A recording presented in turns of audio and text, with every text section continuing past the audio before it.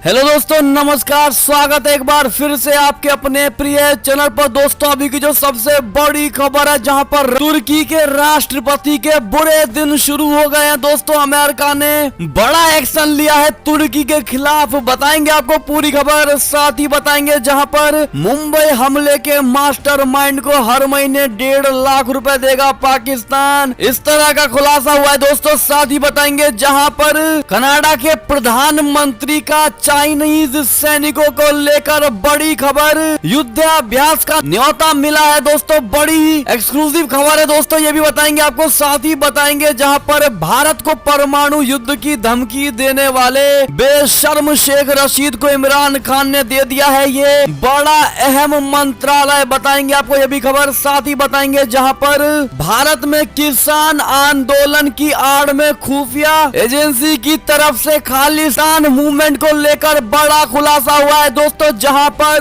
किसान के आंदोलनों को हाईजैक कर लिया गया है। बड़ी खबर आ रही है, ये भी बताएंगे आपको।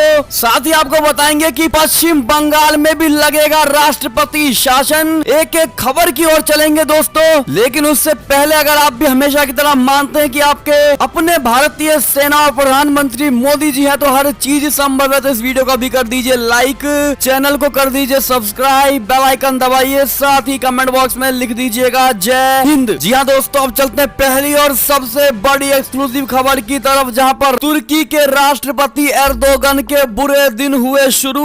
ईयू के बाद अब अमेरिका लगाएगा तुर्की पर बड़े कड़े प्रतिबंध। जी हाँ दोस्तों, मुस्लिम देशों का नया खलीफा बनने की कोशिश कर रहा तुर्की के राष्ट्रपति रेचप तैयप एर्दोगन के बुरे दिन अब शुरू हो गए हैं। यूरोपीय यूनियन के बाद अब अमेरिका ने ऐलान कर दिया है कि वो तुर्की के खिलाफ जल्द ही कड़े प्रतिबंध लगाने जा रहा है। तुर्की की अर्थव्यवस्था और वहां की मुद्रा लीरा पहले से ही गर्त में है। ऐसे में एर्दोगन के सनकीपन की कीमत वहां की जनता को चुकानी पड़ सकती है। अमेरिका पहले से ही तुर्की के S-400 डिफेंस सिस्टम की खरीद पर चिढ़ा हुआ है। अमेरिका ने कहा है कि रूस से S-400 मिसाइल डिफेंस सिस्टम को खरीद कर तुर्की ने नियमों को तोड़ा है, जिसके बाद तुर्की पर प्रतिबंध लगाने का फैसला किया गया है। इस दौरान तुर्की के प्रेसिडेंसी ऑफ डिफेंस इंडस्ट्री और उसके प्रमुख इस्माइल डेमीर को प्रतिबंध किया जाएगा। आपको बता दें कि इस संस्था के जरिए ही तुर्की हथियारों की खरीद, बेंच और उसके विकास से कामों की निगरानी करता है। अमेरिका के इन प्रतिबंधों से तुर्की के डिफेंस इंडस्ट्री को भारी नुकसान पहुंचने वाला है। जी हाँ दोस्तों, ऐसे में अमेरिका अब बड़ा कदम उठाने जा रहा है दोस्तों तुर्की के खिलाफ,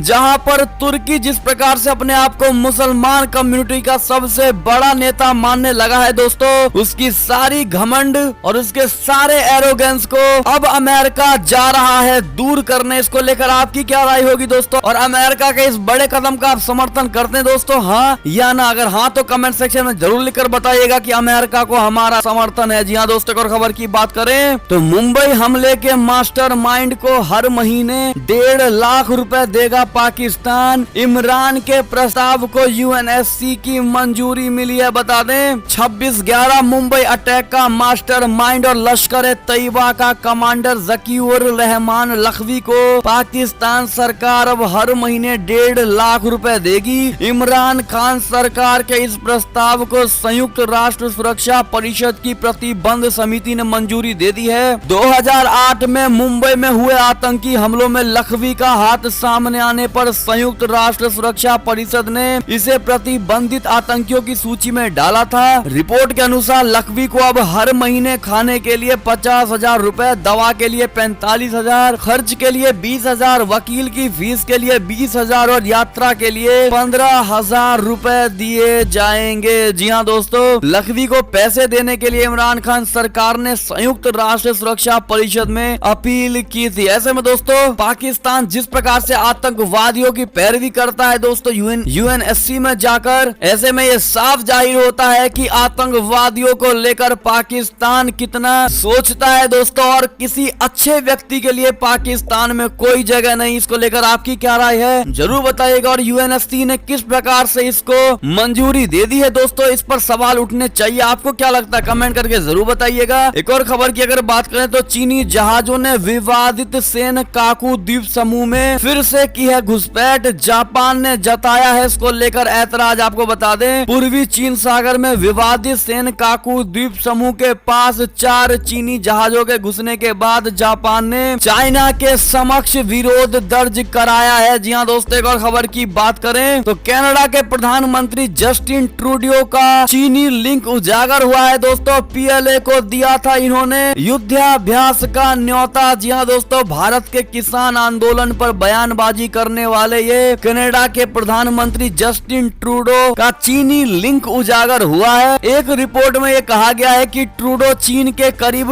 जा रहे हैं और 2019 में उन्होंने दोनों देशों की सेनाओं के बीच सर्दियों के मौसम में युद्धाभ्यास की योजना भी बनाई थी। हालांकि ये बात अलग है कि उनकी ये इच्छा पूरी ना हो सकी। इस खुलासे के बाद अब ये सवाल लाजमी हो गया है कि क्या जस्टिन ट्रूडो बीजिंग के इशारे पर किसान आंदोलन को लेकर बयानबाजी कर रहे थे, जबकि ये भारत का आंतरिक मामला है। जी हाँ दोस्तों, टॉप सीक्रेट दस्तावेजों से ये बड़ा खुलासा हुआ है कि कनाडा के प्रधानमंत्री जस्टिन ट्रूडो ने 2019 में चाइना और कनाडा की सेनाओं के बीच सर्दियों के मौसम में युद्धाभ्यास की योजना बनाई थी। जी हाँ दोस्तों, ऐसे में ये बड़ा खुलासा, इसको लेकर आपकी क्या प्रतिक्रिया होगी दोस्तों, कमेंट करके जरूर बताइएगा।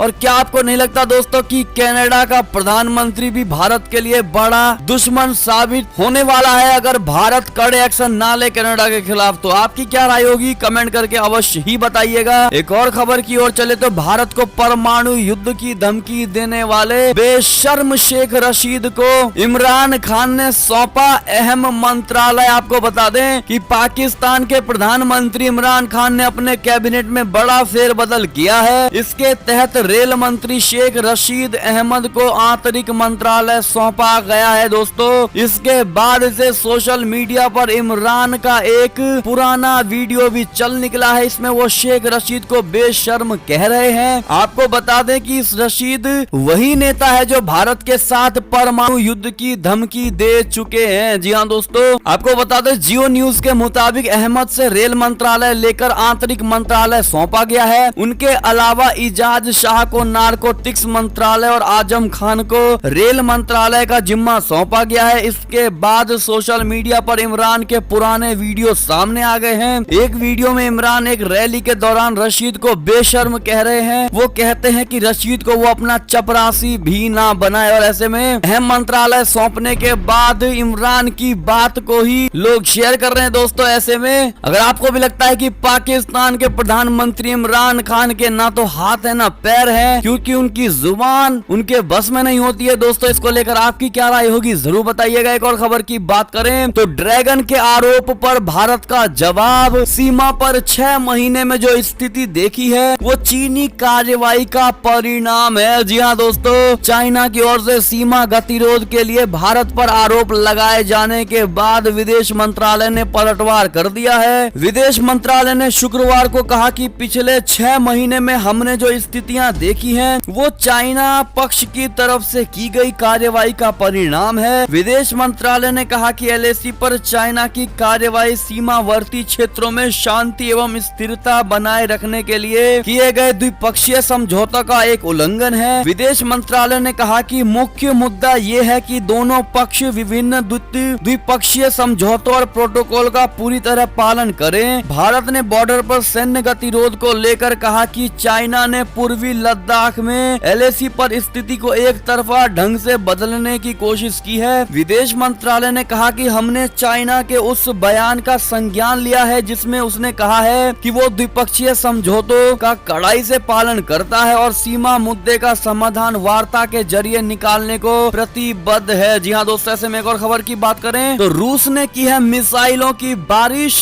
दुनिया को दिखाई परमाणु हमला करने की ताकत। जी हाँ दोस्तों, एक और जहां कोरोना वायरस की महामारी की वजह से दुनिया में अनिश्चितता के बादल मंडरा रहे हैं, सबसे बड़ी महाशक्ति अमेरिका में सत्ता परिवर्तन होने वाला है और चाइना अपना प्रभुत्व कायम करने में लगा हुआ है। रूस ने भी शक्ति प्रदर्शन कर डाला है। खास बात यह है कि रूस ने न सिर्फ सैन्य अभ्यास किया है बल्कि परमाणु हमला करने की अपनी पूरी ताकत दुनिया को दिखा दी है। पनडुब्बियों, जमीन के नीचे बने अड्डों और एयर एयरक्राफ्ट से मिसाइलों की बारिश कर डाली है। रूस ने हाल के सालों में पश्चिम के साथ बढ़ते टकराव के बीच अपने सैन्य अभ्यास तेज कर दिए हैं। देश के राष्ट्रपति व्लादिमीर पुतिन ने जिस सैन्य शक्ति प्रदर्शन की कमान संभाली है उसके वीडियो अब शेयर किए जा रहे हैं। जी हाँ दोस्तों, ऐसे में रूस अपनी पूरी ताकत दिखाने में लगा हुआ है दोस्तों, और रूस ने यह जता दिया है कि पूरी दुनिया में सबसे ज्यादा शक्तिशाली हथियार अगर किसी देश के पास है तो वो है रूस। जी हाँ दोस्तों, ऐसे में आपकी क्या राय है रूस को लेकर कमेंट करके जरूर बताइएगा दोस्तों। एक और खबर की अगर बात करें तो खुफिया एजेंसियों ने सरकार को भेजी है रिपोर्ट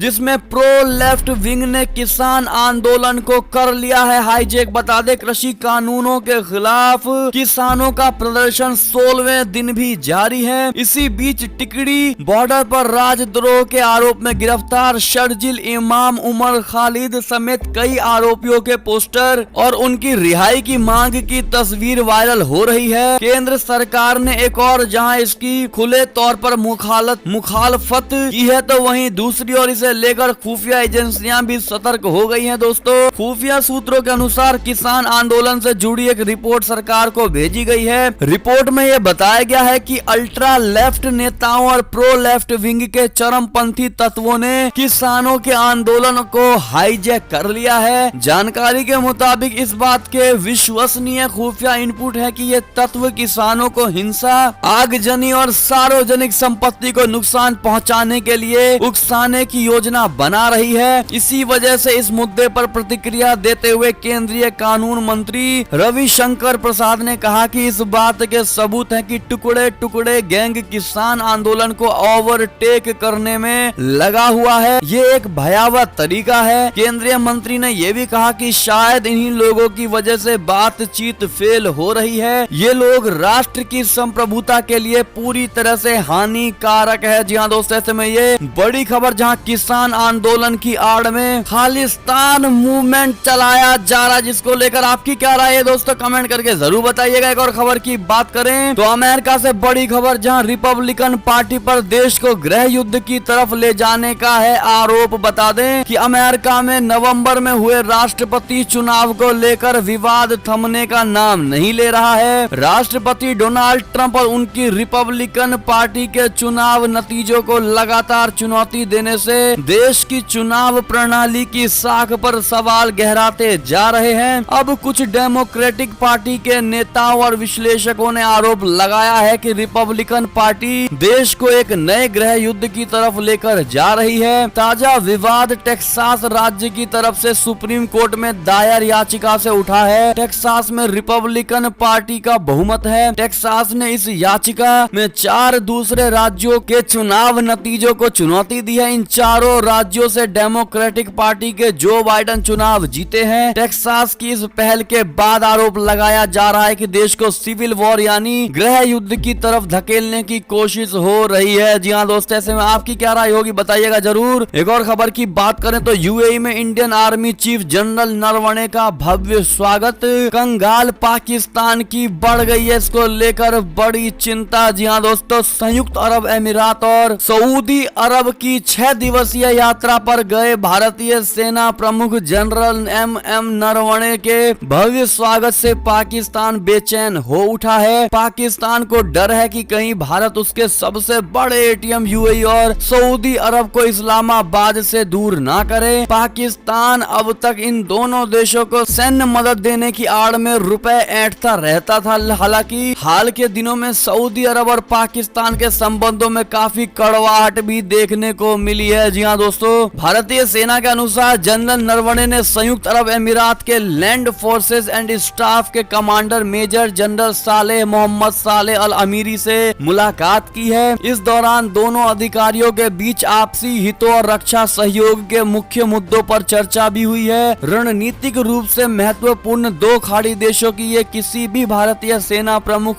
की पहली यात्रा होने वाली है। जी हाँ दोस्तों, इसको लेकर आपकी क्या राय है जरूर बताइएगा दोस्तों। और खबर की बात करें तो लद्दाख पर जयशंकर की टिप्पणी से चिढ़ गया है चाइना, जिसने दोहराया कि भारत के कंधों पर है जिम्मेदारी। बता दे पूरी बात। चाइना के एक वरिष्ठ अधिकारी ने गुरुवार को कहा कि पेइचिंग और नई दिल्ली के बीच अच्छे संबंध बनाए रखने के लिए साझा प्रयासों की जरूरत है। उन्होंने कहा है कि उनका देश सीमा गतिरोध दूर करने के लिए कटिबद्ध है, लेकिन वो अपनी क्षेत्रीय संप्रभुता की रक्षा करने के लिए भी संकल्पबद्ध है। चीनी विदेश मंत्रालय की प्रवक्ता हुआ चुनिंग ने भारतीय विदेश मंत्री एस जयशंकर की टिप्पणी पर प्रतिक्रिया देते हुए ये बात कही है। जी हाँ दोस्तों, ऐसे में आपकी क्या राय होगी बताइएगा जरूर। एक और खबर की बात करें तो कोरोना वैक्सीन और उसके ट्रायल को लेकर धोखाधड़ी करने में जुटा चाइना छुपा रहा है बड़े बड़े आंकड़े। जी हाँ दोस्तों, चाइना एक बार फिर कोरोना महामारी को लेकर धोखाधड़ी करने लगा है। पहले उसने इस वायरस को लेकर सच छुपाया और फिर मरीजों के आंकड़ों को लेकर अब चाइना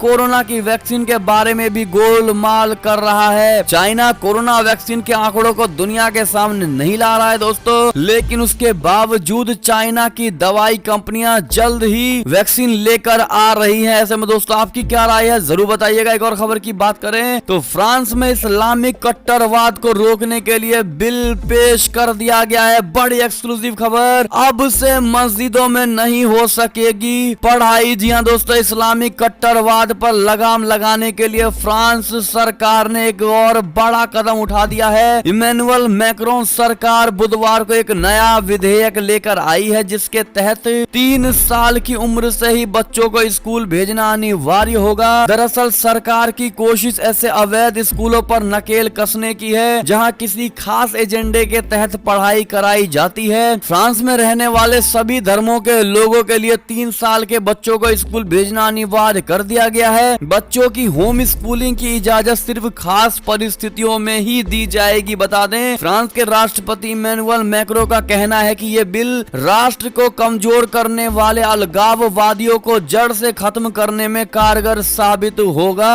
और बच्चों को शुरुआत से ही सही शिक्षा प्रदान की जा सकेगी। ऐसे में दोस्तों फ्रांस के राष्ट्रपति के इस बड़े कदम का आप समर्थन करते हैं, हाँ या ना? कमेंट करके जरूर बताइएगा दोस्तों कि आपको उनका समर्थन है या नहीं। कारण के साथ में एक और खबर की ओर चले तो सरकार बचाने को इमरान खान चल रहे हैं हर तरह की चाल। पाकिस्तान में विपक्ष की रैली रोकने के लिए आतंकी हमले की चेतावनी जारी कर दी गई है। दोस्तों बता दें बड़ी खबर, पाकिस्तान की इमरान सरकार विपक्षी दलों के विरोध प्रदर्शन से इस कदर डर गई है कि रैली को टालने के लिए आतंकवादी हमले होने की चेतावनी जारी कर दी गई है। दोस्तों 11 विपक्षी दलों के गठबंधन पाकिस्तान डेमोक्रेटिक मूवमेंट की लाहौर में 13 दिसंबर को रैली होने वाली है। इसे रोकने की मकसद से सरकार ने चेतावनी जारी करते हुए कहा है कि प्रतिबंधित संगठन तहरीके तालिबान पाकिस्तान आतंकी गतिविधि को अंजाम दे सकता है। हालांकि पाकिस्तान की आतंकवाद रोधी निगरानी ने ये बताने में असमर्थता जताई है कि संभावित आतंकवादी हमला देश के किस हिस्से में हो सकता है। पाकिस्तान के ARY न्यूज ने ये जानकारी दी है। जी हाँ दोस्तों, एक और खबर की बात करें तो टाइम्स मैगजीन के पर्सन ऑफ द ईयर 2020 चुने गए हैं जो बाइडेन और कमला हैरिस। जी हाँ दोस्तों, अमेरिका के नए राष्ट्रपति जो बाइडेन और उपराष्ट्रपति कमला हैरिस को प्रतिष्ठित अंतर्राष्ट्रीय टाइम मैगजीन द्वारा साल 2020 के लिए पर्सन ऑफ द ईयर के खिताब से नवाजा गया है। पिछले साल 16 वर्षीय जलवायु कार्यकर्ता ग्रेटा थनबर्ग को टाइम द्वारा पर्सन ऑफ द ईयर के खिताब से नवाजा गया था। ऐसे में दोस्तों इन दोनों को आप कमेंट सेक्शन में बधाई जरूर दे दीजिएगा। दोस्तों एक और खबर की बात करें तो नासा के चंद्र अभियान के लिए चुने गए भारतवंशी अंतरिक्ष यात्री राजा चारी 9 महिला सहित 17 अन्य एस्ट्रोनॉट भी मिशन में है। जी हाँ दोस्तों, बता दें नासा ने चंद्रमा पर इंसान को भेजने के अपने अभियान के लिए एक भारतीय अमेरिकी सहित 18 अंतरिक्ष यात्रियों का चयन किया है। नासा ने अपने चंद्र अभियान के लिए बुधवार को 18 अंतरिक्ष यात्रियों के नामों की घोषणा कर दी है। इनमें आधी संख्या महिलाओं की है। नासा इन्हें अपने आर्टेमिस चंद्र अभियान के लिए प्रशिक्षित करने वाला है। ऐसे में दोस्तों ये बड़ी खुशी की खबर, जहां हमारी भारतीय नागरिक अन्य देशों में जाकर नाम कमा रहे हैं। दोस्तों ऐसे में आपकी क्या राय, अगर आप भी खुशी जाहिर कर रहे हैं दोस्तों तो कमेंट सेक्शन में इनको बधाई जरूर दीजिएगा। एक और खबर की ओर चले तो चाइना की कोरोना वैक्सीन को UAE में मिल गई है मंजूरी। जी हाँ दोस्तों, एक और खबर की बात करें तो महामारी के बीच बड़ी अच्छी खबर, जहां कार्बन डाइऑक्साइड के उत्सर्जन में आई है अब तक की 7% से भी ज्यादा की कमी। बड़ी खबर दोस्तों, दोस्तों दुनिया भर में कोरोना वायरस का कहर जारी है। इसी बीच एक अच्छी खबर आई है, जहां कोरोना वायरस के कारण लगाए गए लॉकडाउन की वजह से इस साल कार्बन डाइऑक्साइड के वैश्विक उत्सर्जन में 7% तक की कमी आई है, जो अब तक का सबसे ज्यादा कमी माना जा रहा है। इसको लेकर आपकी क्या राय होगी बताइएगा जरूर दोस्तों। एक और खबर की अगर बात करें तो बंगाल से बड़ी खबर, जहां नड्डा पर हमले में 7 लोगों को गिरफ्तार कर लिया गया है और राज्यपाल की चेतावनी है ममता सरकार को, जहां राज्यपाल ने कहा है कि संविधान का अगर पालन नहीं हुआ तो मेरा रोल शुरू हो जाएगा। जी हां दोस्तों, पश्चिम बंगाल में कानून व्यवस्था के मुद्दे पर शुक्रवार को राज्यपाल जगदीप धनखड़ ने प्रेस कॉन्फ्रेंस करके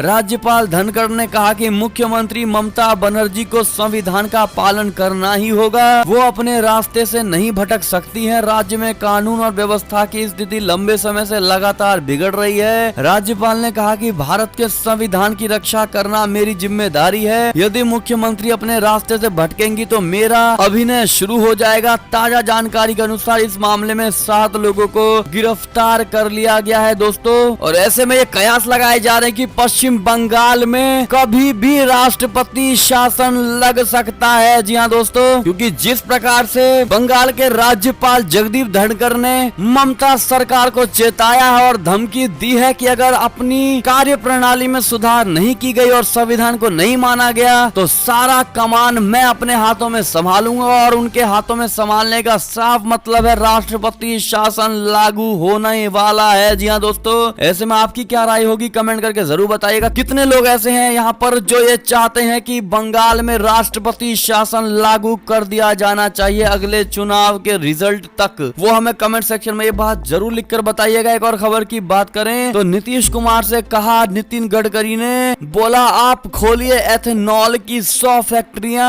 हम सब खरीद लेंगे आपकी इन फैक्ट्रियों को। जी हाँ दोस्तों, एक और खबर की बात करें तो कोरोना काल में इस देश ने की भारतीयों की मदद, तो विदेश मंत्री ने जताया है इस देश का आभार। आपको बता दें विदेश मंत्री एस जयशंकर ने कोरोना वायरस महामारी के दौरान खाड़ी देश में प्रवासी भारतीय समुदाय का खास ख्याल रखने के लिए कतर के उप प्रधानमंत्री शेख मोहम्मद बिन अब्दुल रहमान अल थानी का शुक्रिया अदा किया है। टेलीफोन पर हुई इस वार्ता के दौरान जयशंकर ने थानी का शुक्रिया अदा किया। थानी कतर के विदेश मंत्री भी हैं। जी हाँ दोस्तों, एक और खबर की बात करें तो किसान आंदोलन के बीच कृषि कानूनों के फायदे बताएगी बीजेपी, ग्रामीण क्षेत्रों में चौपाल लगाने की है तैयारी। जी हाँ दोस्तों, एक और खबर की बात करें तो सीएम योगी आदित्यनाथ जी 12 दिसंबर को करेंगे कैलाश मानसरोवर भवन का उद्घाटन। जी हाँ दोस्तों, अगर आप भी इस कैलाश मानसरोवर भवन के उद्घाटन का समर्थन करते हैं तो कमेंट सेक्शन में जय श्री राम जरूर लिख दीजिएगा दोस्तों। एक और खबर की अगर बात करें तो उत्तरी भारत में ठंड से कांपेंगे लोग, यहाँ झमाझम बरसेंगे बादल। बता दे पहाड़ों में इन दिनों भारी बर्फबारी लोगों की मुसीबत बनी हुई है, जिसके चलते मैदानी इलाकों में तापमान नीचे लुढ़कता जा रहा है। नीचे गिरते तापमान के बीच ठंड का भी कहर बढ़ता ही जा रहा है। भारतीय मौसम विभाग के मुताबिक दिल्ली, राजस्थान और मध्य प्रदेश सहित कई राज्यों में अगले 2 दिन में भारी बारिश की संभावना है। राजस्थान में 15 दिसंबर के बाद पारा 4 डिग्री तक गिरने वाला है, तो वहीं यूपी बिहार में भी कोहरे का कहर जारी है। 15 से 16 दिसंबर को भारी बारिश के आसार हैं। जी हाँ दोस्तों, ऐसे में आप लोग कमेंट सेक्शन में ये लिखकर बताइएगा कि आप लोग किस राज्य में स्थित हैं दोस्तों और कहां से इस खबर को देख रहे हैं, बताना बिल्कुल मत भूलेगा। और ये थी अब तक की सारी बड़ी खबरें। आपको हमारी खबरें कैसी लगी, आशा करता हूँ काफी अच्छी लगी होगी। अगर जरा भी अच्छी लगी है तो इस वीडियो को हमेशा की तरह अपने भाई बंधुओं में व्हाट्सएप, फेसबुक, ट्विटर